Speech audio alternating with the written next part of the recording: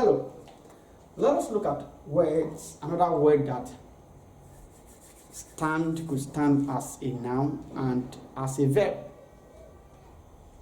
Emphasis, emphasize. Now, the noun form is emphasis.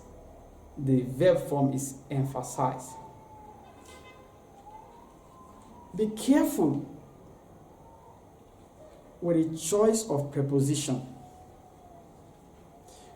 When emphasis, the noun form, is used, then the preposition on comes after it. But when emphasize is used, no preposition comes after it. A noun follows. For example, the noun form is emphasis is on a new Nigeria.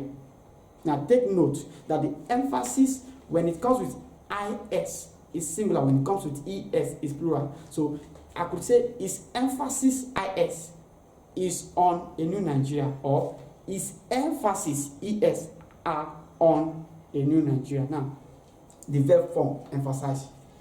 She emphasized a new Nigeria. She emphasized a new Nigeria. I hope you got something new. Thanks for watching. God bless you. Bye.